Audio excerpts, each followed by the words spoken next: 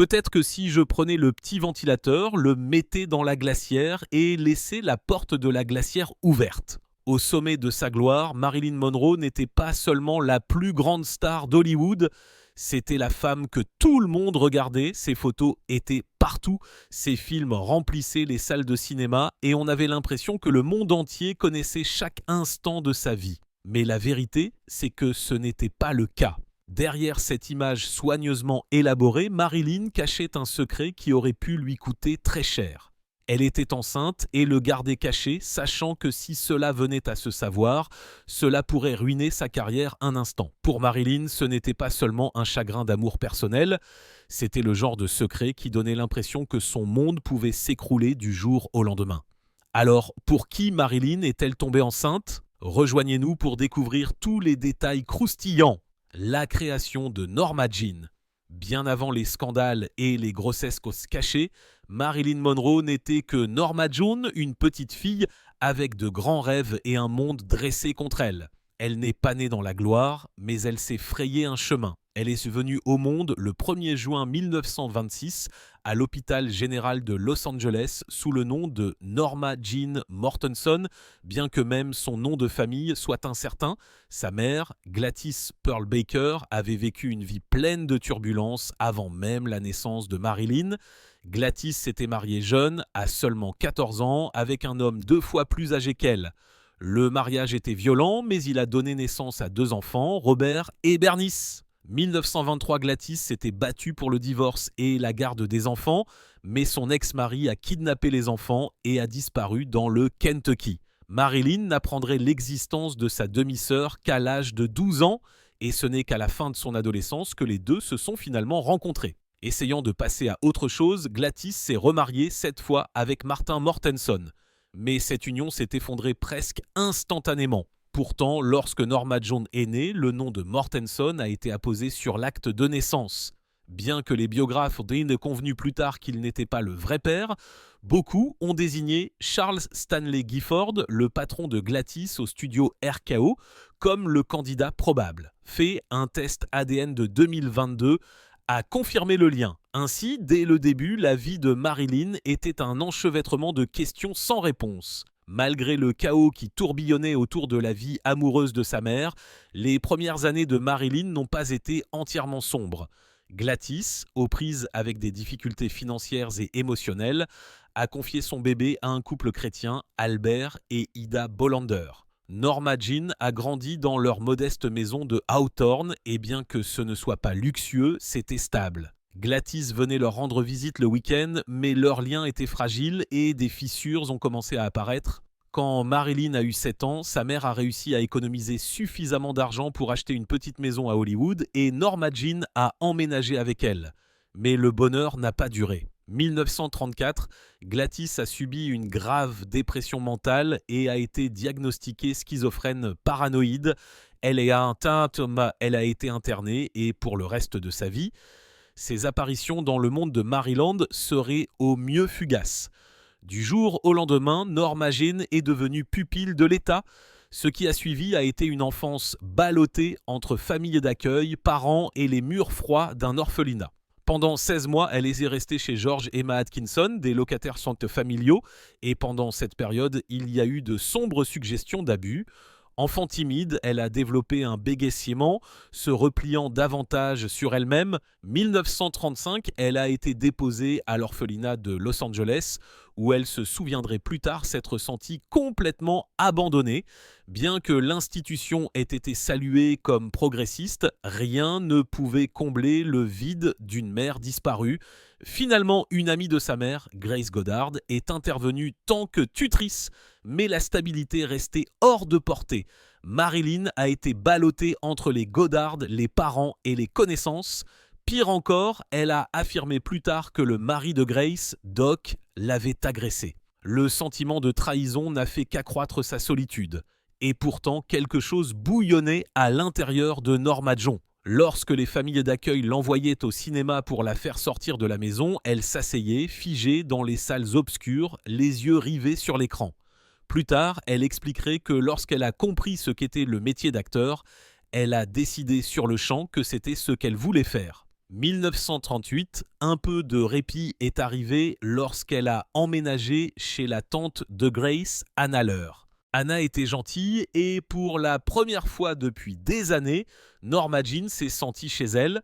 Elle a fréquenté le collège Emerson, a rejoint le journal de l'école et a même commencé à aller à l'église.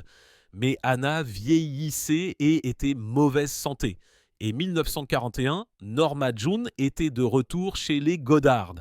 À 16 ans, elle a été confrontée à un choix brutal. Grace et Doc déménageaient hors de l'État et les lois sur la protection de l'enfance signifiaient que Norma Jean ne pouvait pas les accompagner. L'alternative, retourner à l'orphelinat. Pour échapper à ce sort, elle a épousé James Dougherty, son voisin de 21 ans, quelques semaines après son anniversaire. Mais le mariage n'a pas apporté le bonheur. Marilyn avouera plus tard qu'elle se sentait piégée, ennuyée et étouffée.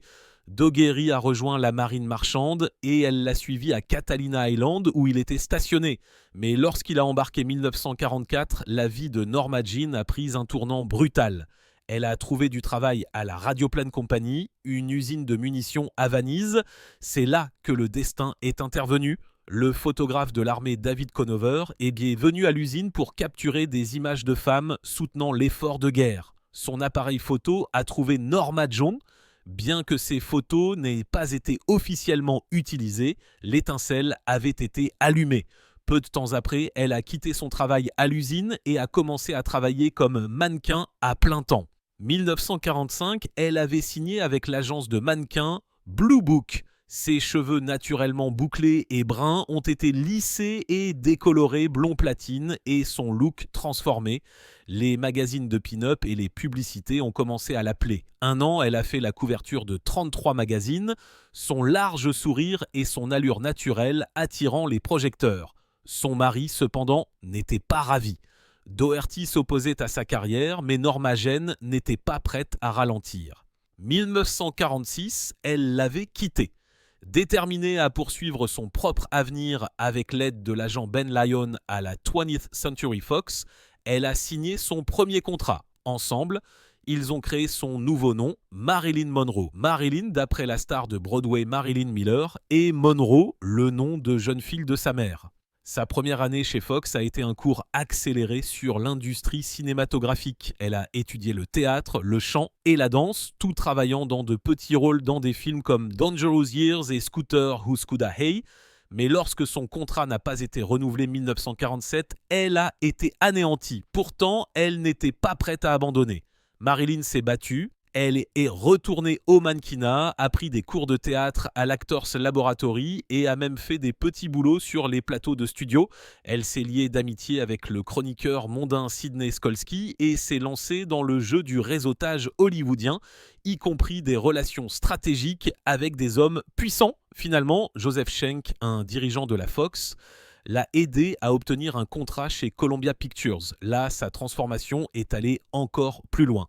Elle a été coachée par Natasha Littes, qui est devenue à la fois un mentor et une présence constante dans sa vie. Columbia a façonné son image d'après la déesse de l'écran Rita Hayworth. Cheveux platine, regard sensuel, présence indéniable. Son premier rôle principal est venu dans la comédie musicale de 1948, Ladies of the Chorus, mais le film a été un échec. Elle a passé des essais pour des rôles plus importants, mais le studio n'était pas convaincu. Septembre, son contrat n'a pas été renouvelé et une fois de plus, Marilyn a été libérée. Mais si Hollywood l'avait sous-estimé, ils allaient apprendre à leurs dépens. Marilyn Monroe n'était pas le genre de femme à rester à terre longtemps. Les années de percée de Marilyn, lorsque son passage chez Columbia s'est essoufflé, Marilyn Monroe n'était pas prête à s'aller vaincue.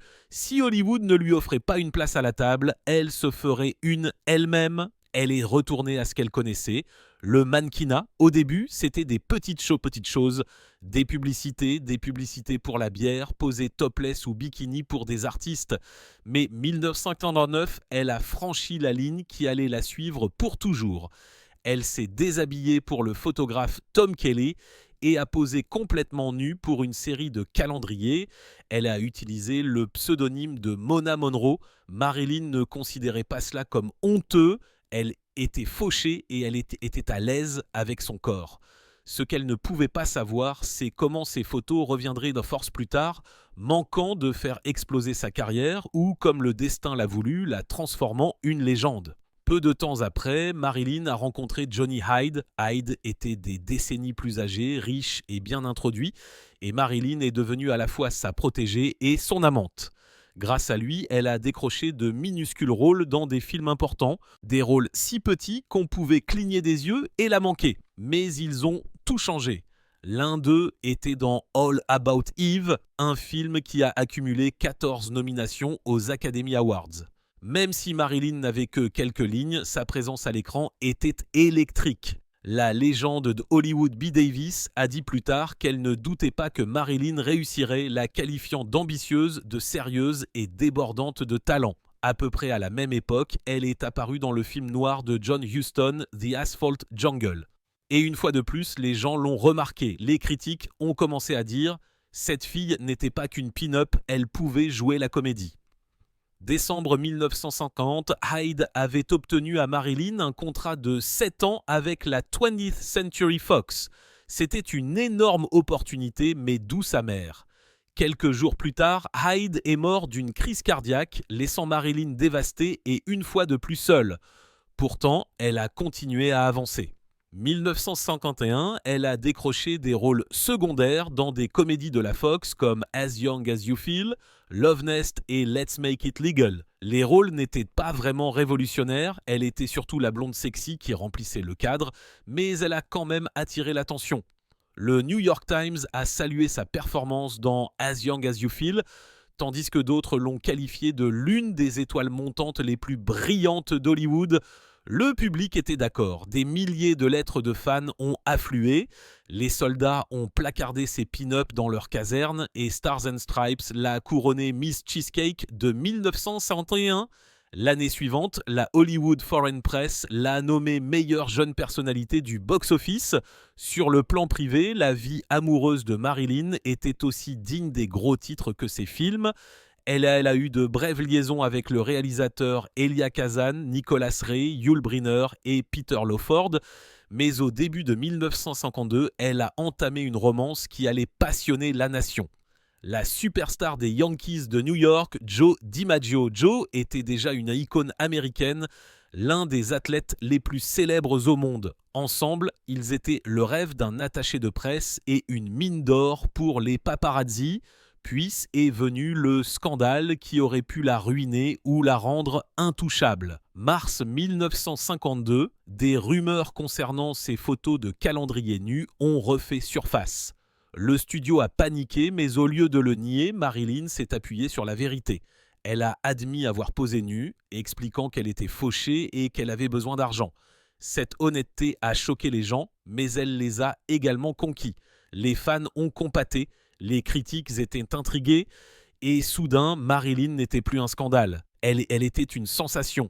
La publicité a explosé, elle a fait la couverture du magazine Life tant que sujet de conversation à Hollywood. La reine des potins Hedda Hopper l'a déclarée la pin-up de Cheesecake transformée succès au box-office et Hollywood a empoché l'argent immédiatement, sortant 3 de ses films, Clash by Night, Don't Bother to Knock et We're Not Married, coup sur coup, chacun se nourrissant de la frénésie. Mais Marilyn voulait plus que des rôles de Cheesecake. Déterminée à être prise au sérieux, elle a commencé à étudier avec les coachs d'acteurs Michael Chekhov et Lot Goslar. Dans Clash by Night, réalisé par Fritz Lang, elle a joué le rôle d'une ouvrière d'une usine de conserves et s'est même préparée passant du temps dans une vraie conserverie. Les critiques ont été impressionnés, louant sa facilité et son jeu naturel. Dans Don't Bother to Knock, elle a assumé le rôle glaçant d'une babysitter perturbée. Les critiques ont été mitigés. Certains pensaient qu'elle n'était pas prête pour un rôle aussi lourd, mais c'était la preuve que Marilyn n'avait pas peur de se dépasser. Pourtant, Fox n'était pas prêt à abandonner la formule qui fonctionnait. Dans des films comme We're Not Married et Monkey Business, Marilyn a été cantonnée à des rôles de comédie sexy. La blonde idiote qui faisait tourner la tête des hommes sans même essayer. Elle est apparue dans Oh Henry's Full House dans le rôle d'une prostituée de rue éphémère, un peu plus que de la décoration. Mais même ces petits rôles ont ajouté à son mythe grandissant. Hors écran, elle a alimenté son statut de sex symbole avec des cascades qui ont fait les gros titres, portant une robe scandaleuse tant que grand maréchal au concours Miss America et plaisantant avec les journalistes qu'elle ne portait généralement pas de sous-vêtements. À la fin de l'année, elle était officiellement la IT Girl d'Hollywood. Mais la célébrité n'était pas que champagne et applaudissements. Dans les coulisses, Marilyn se forgeait déjà une réputation de personne difficile.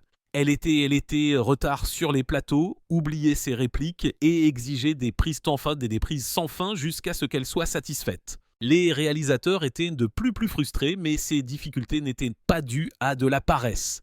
Elles étaient enracinées dans un trac paralysant, le perfectionnisme et une profonde insécurité. Contrairement aux séances de photos où elle se sentait contrôle, les plateaux de cinéma la laissaient exposée et anxieuse. Pour y faire face, elle s'appuyait sur ses coachs d'acteurs. D'abord Natasha Littes, puis Paula Strasberg, ce qui agaçait les réalisateurs qui n'appréciaient pas leur présence constante sur le plateau. Elle a également commencé à prendre des pilules et de l'alcool pour calmer ses nerfs et son insomnie. C'était un cocktail dangereux qui n'allait qu'empirer dans les années à venir, mais Marilyn ne se battait pas seulement contre ses propres démons. Elle se battait aussi contre le Old Boys Club d'Hollywood. De nombreux réalisateurs et costards la traitaient avec condescendance, la rabaissant à n'être rien de plus qu'un bonbon pour les yeux. Elle a riposté de la seule façon qu'elle connaissait, s'accrochant, exigeant des reprises, exigeant mieux. Pour certains, cela ressemblait à un comportement de diva. Pour d'autres, c'était une question de survie. À la fin de 1952, Marilyn Monroe n'était plus seulement une autre blonde à Hollywood. Elle était la blonde. Son mélange de vulnérabilité, d'ambition et d'authenticité l'avait transformée d'un mannequin difficulté, la femme la plus vue du secteur. Mais plus elle grimpait, plus le monde s'attendait à ce qu'elle reste enfermée dans le rôle de la bombe sexy et gloussante. Et Marilyn rêvait déjà de sortir de ce moule, même si cela signifiait se faire des ennemis dans le processus. Cette soif de respect allait la mettre sur une trajectoire de collision avec le système même qui l'avait construite. Hollywood l'avait transformée en fantasme. Mais Marilyn voulait quelque chose de plus dangereux, le contrôle, et lorsqu'elle a décidé d'arracher ce pouvoir des mains de la 20th Century Fox, le studio qui détenait ses contrats, les lignes de bataille ont été tracées. Conflit avec la 20th Century Fox, 1955, Marilyn Monroe n'était plus seulement la bombe blonde d'Hollywood, c'était une femme qui contrôlait son propre destin. Et pour la première fois, ce sont les studios qui transpiraient. Un an auparavant à peine, Fox l'avait traitée comme si elle était jetable, l'alimentant de rôles superficiels et scintillants, conçus pour exploiter son sex appeal. Mais après que le film 7 ans de réflexion ait explosé au box-office, tout le monde a soudain réalisé ce que Marilyn savait depuis le début.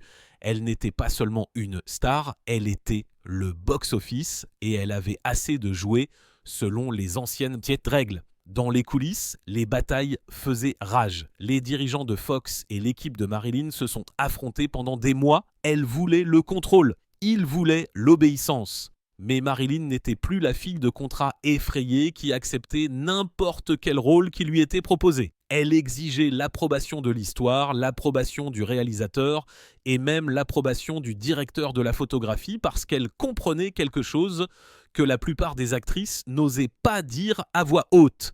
Son image était son pouvoir et elle n'était pas prête à laisser quiconque la dévaloriser.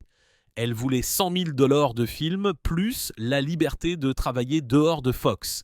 La presse pensait qu'elle était folle, le studio pensait qu'elle plierait. Mais lorsque Marilyn a finalement signé son nouvel accord le 31 décembre 1955, elle est repartie avec l'un des contrats les plus révolutionnaires que Hollywood ait jamais vu. Pour la première fois, une actrice avait un contrôle créatif qui rivalisait avec celui des hommes qui dirigeaient l'industrie. Ce n'était pas seulement une victoire, c'était une prise de contrôle. Le changement d'attitude soudain de Fox avait un goût d'hypocrisie. Quelques mois plus tôt à peine, il l'avait dépeinte comme difficile et ingrate. Maintenant, ils étaient à genoux. Mais la vérité, c'est que l'ancien système hollywoodien s'effondrait. La télévision volait des audiences, les stars refusaient d'être enfermées et les réalisateurs se battaient pour l'art au détriment des scénarios à la chaîne. Marilyn ne faisait pas que prendre la vague, elle la menait. Le Saturday Evening Post l'a appelée la nouvelle Marilyn Monroe, et pour une fois, ils avaient raison. N'étant plus la marionnette blonde du studio, elle était une femme avec sa propre société de production, sa propre vision et ses propres conditions.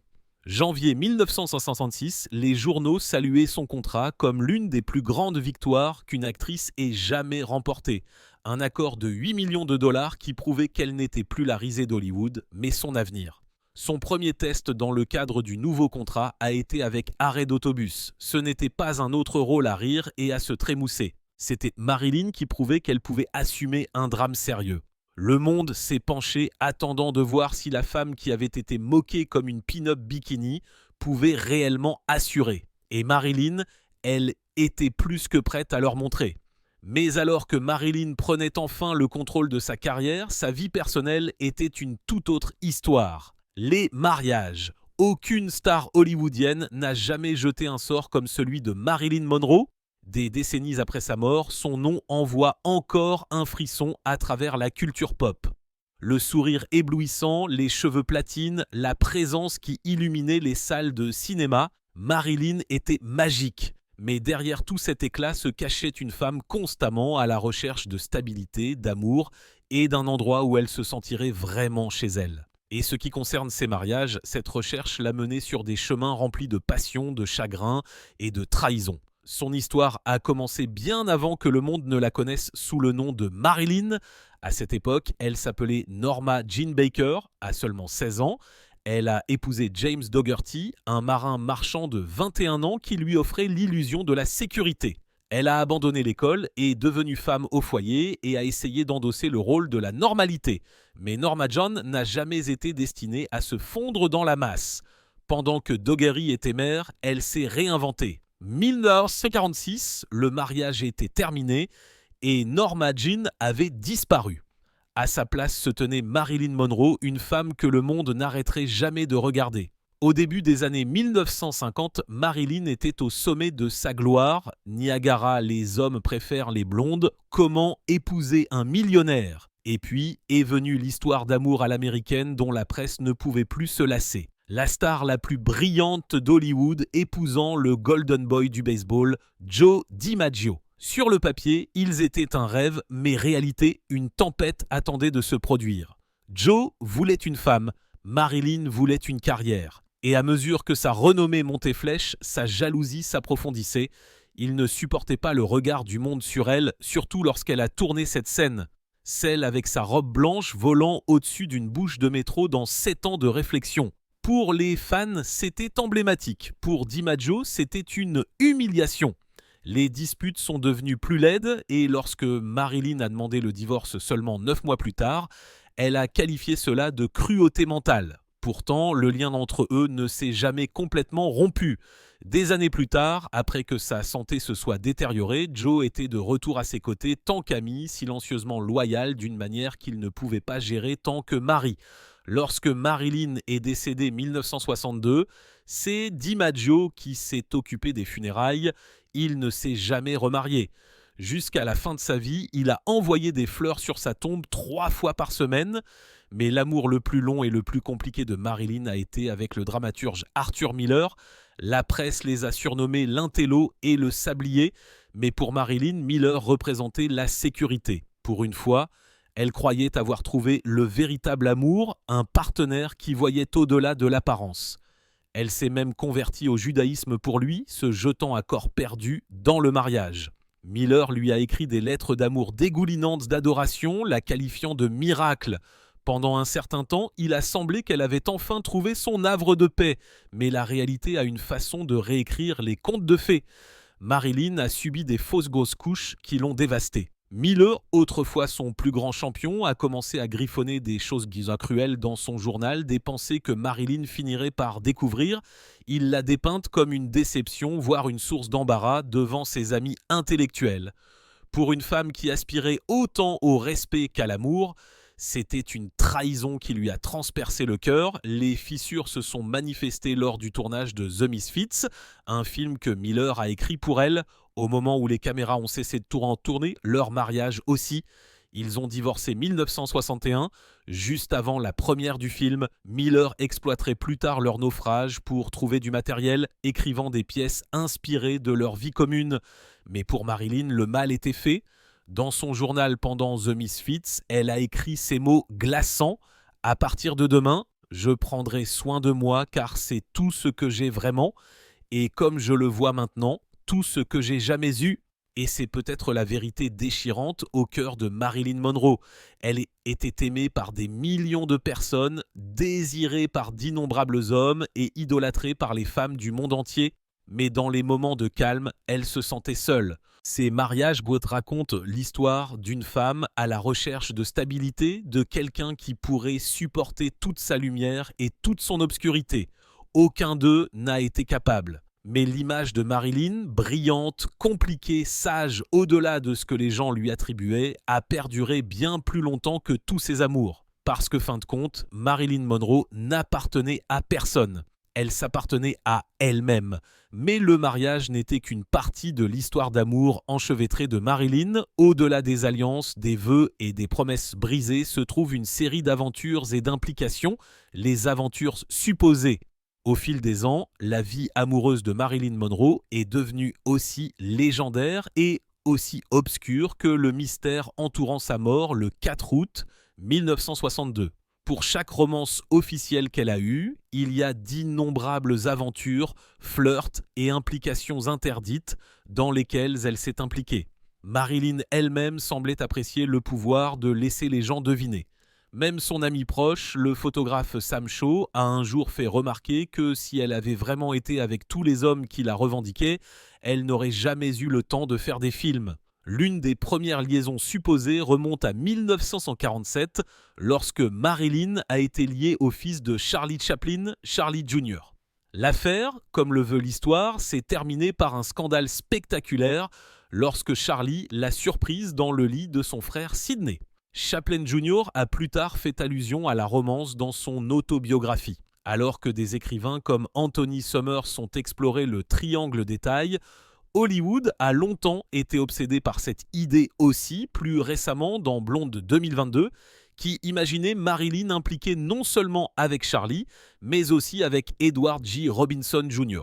Que cela se soit réellement produit ou non, l'histoire scandaleuse a cimenté la réputation de Marilyn tant que femme que les hommes ne pouvaient jamais vraiment retenir. Puis c'est venu Milton Berle. Ils se sont croisés pour la première fois 1948 sur le plateau de Ladies of the Chorus. À l'époque, Berle fréquentait l'actrice Adele Jergens, mais cela ne l'a pas empêché d'affirmer avoir eu une brève liaison avec Marilyn. Des décennies plus tard, il s'est souvenu d'elle comme d'une femme qui n'était ni bon marché ni facile, insistant sur le fait qu'elle se respectait et savait qu'elle valait quelque chose. Le lien de Marilyn avec sa coach théâtre Natasha Littes a suscité différents types de spéculations. Les deux femmes ont été inséparables pendant près de 7 ans, et Marilyn est devenue si dépendante qu'elle a une fois refusé de filmer à moins que Natasha ne soit à proximité. Elle a même emménagé chez Littes pendant la préparation de Don't Bother to Knock. Sur le plateau et dehors, Natasha s'est hérissée face aux prétendants masculins de Marilyn, particulier Joe DiMaggio, ce qui a incité Marilyn à plaisanter, disant que son professeur se comportait comme si elle était son mari. Bien que la véritable nature de leur relation soit restée floue, il est clair que l'influence de Natasha a été profonde jusqu'à leur rupture éventuelle 1970. Des rumeurs sur d'autres femmes, Barbara Stanwyck, Marlène Dietrich, ont suivi Marilyn pendant des années.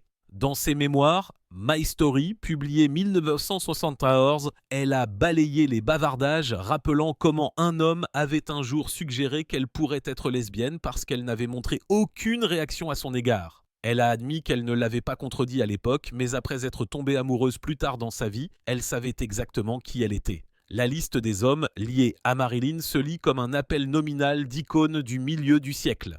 Le réalisateur Elia Kazan a avoué privé avoir eu une aventure, écrivant un jour qu'il n'avait aucune honte à être attiré par elle et se souvenait d'elle alors comme d'un petit chat errant. Marlon Brando a été une autre romance supposée. Il l'a escortée à la première de la Rose tatouée 1955 et les deux sont restés des amis proches jusqu'à sa mort. Frank Sinatra était un confident après son divorce d'avec Arthur Miller. Elle y a même séjourné chez lui lorsqu'elle est retournée à Los Angeles. Bien que la romance se soit refroidie 1961, ils sont restés contacts, Sinatra veillant toujours sur elle à sa manière. Mais les rumeurs qui n'ont jamais disparu sont celles impliquant le président John F. Kennedy et son frère Robert. Après la sérénade haletante de Marilyn à Madison Square Garden 1962, les rumeurs ont atteint un point de fièvre.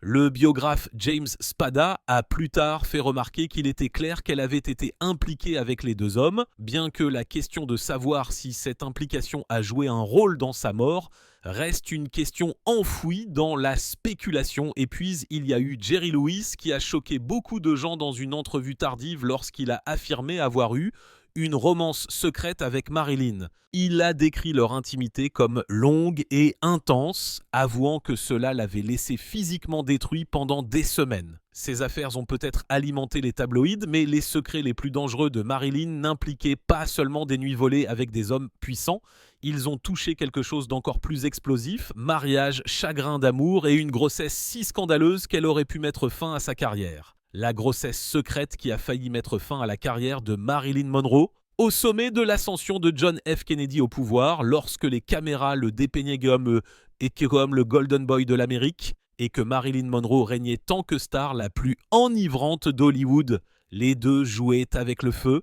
Derrière les poignées de main et les sourires éclatants, il y avait un secret si explosif qu'il aurait pu les détruire tous les deux. Des dossiers déclassifiés du FBI suggèrent donc que Marilyn n'avait pas seulement une aventure avec JFK, elle portait son enfant pendant sa campagne présidentielle de 1960. Imaginez ça, la femme la plus célèbre du monde, enceinte du bébé du futur président, au moment même où il se frayait un chemin vers la Maison-Blanche. Pour les agents du gouvernement, ce n'était pas seulement un scandale, c'était une crise. Radar Online rapporte que des mémos du FBI ont signalé la grossesse de Marilyn comme une menace directe pour la campagne de Kennedy. Un secret comme celui-là ne pouvait pas simplement être balayé sous le tapis. Et si les rumeurs sont vraies, des hommes puissants costumes et sombres réfléchissaient déjà à la mesure dans laquelle ils seraient tous prêts à aller pour s'assurer qu'ils ne voient jamais le jour. Juillet 1960, des photographes y ont surpris Marilyn à New York alors qu'elle effectuait des tests de coiffure et de maquillage pour The Misfits. Normalement, ces courbes étaient légendaires. Mais sur ces photos, des observateurs aux yeux perçants ont remarqué quelque chose de différent. Une légère rondeur, un léger gonflement au niveau de son ventre, juste assez pour suggérer le début d'une bosse. Le timing était désordonné. Marilyn venait de terminer le tournage de Le Milliardaire où elle était associée à l'acteur français Yves Montand. Les tabloïds l'ont rapidement pointé du doigt, mais selon des informations, Marilyn savait mieux. Le bébé, croyait-elle, n'était pas de Montand, il était de JFK. Leur liaison aurait commencé des années plus tôt, vers 1954, lors d'une fête à Hollywood. Et bien qu'ils aient tous les deux épousé d'autres personnes, ils n'ont cessé de se retrouver secrets. Au moment où Kennedy a obtenu l'investiture démocrate 1960, Marilyn était de retour à Los Angeles et c'est alors qu'elle lui aurait parlé de sa grossesse. Pour Kennedy, la nouvelle a été catastrophique. Avec la présidence à portée de main, le Golden Boy de la politique américaine lui aurait dit qu'elle ne pouvait pas aller jusqu'au bout. Peu de temps après, Marilyn a été hospitalisée pendant 10 jours pendant le tournage de The Misfits. La raison officielle invoquée, l'épuisement, mais enfoui dans les dossiers du FBI et chuchoté dans les cercles hollywoodiens, il existe une autre version. Marilyn avait été poussée à un avortement secret pour protéger la carrière de JFK. C'était le genre de chagrin d'amour qui laissait des cicatrices que personne ne pouvait voir. Pourtant, Marilyn gardait espoir et elle aurait cru qu'elle y avait un avenir avec Kennedy, même après qu'il lui ait dit de garder ses distances. Ce fantasme a été brisé 1962 lorsqu'elle lui a chanté son désormais tristement célèbre Happy Birthday à Madison Square Garden. La performance sensuelle n'a pas seulement fait sourciller, elle aurait rendu Jackie Kennedy furieuse. À partir de ce moment, Jackie aurait exigé la fin de la liaison. La première dame n'a peut-être jamais su pour la grossesse ou l'avortement. Mais si elle l'avait su, certains pensent que cela aurait pu tout changer dans son mariage et dans l'image publique de Kennedy. Et c'est là que ça devient plus sombre. Juste avant sa mort, août 1962, Marilyn était prétendument prête à rendre l'affaire publique. Elle voulait raconter son histoire, révéler la vérité. Cela ne s'est jamais produit. Au lieu de cela, elle a été retrouvée morte à son domicile de Brentwood. La cause officielle a été jugée comme un suicide probable, mais depuis des décennies, des théories du complot tourbillonnent, ne faisant que se renforcer avec la publication de documents liés à l'enquête sur l'assassinat de JFK. Un mémo a même cité Norman Mailer, qui a suggéré que des agents corrompus du FBI ou de la CIA pourraient avoir eu leurs propres raisons de la faire taire, pour garder l'héritage de Kennedy intact. Les biographes soulignent les étranges détails qui ont suivi sa mort. Sa gouvernante, son attaché de presse et même l'acteur Peter Lawford, aucun d'entre eux n'a jamais été interrogé correctement. Et 1983, sa gouvernante a finalement admis que Robert Kennedy avait rendu visite à Marilyn la veille de sa mort. Dans les dossiers de l'enquêteur privé Fred Otash, il y avait des suggestions de dissimulation. Alors, que s'est-il vraiment passé avec Marilyn Monroe ? S'agissait-il d'une overdose, d'un suicide ou de quelque chose de beaucoup plus sinistre ? Une chose est certaine, si elle avait porté l'enfant de JFK et qu'elle était prête à le dire au monde, ce secret à lui seul aurait suffi à faire tomber Camelo. Et peut-être, juste peut-être, c'est pourquoi l'histoire de Marilyn Monroe semble encore inachevée. Que pensez-vous de Marilyn Monroe ? Pensez-vous que sa mort était suspecte ? Partagez vos réflexions avec nous dans les commentaires ci-dessous. N'oubliez pas d'aimer, de partager et de vous abonner. Cliquez également sur la prochaine vidéo affichée sur votre écran. Vous l'apprécierez.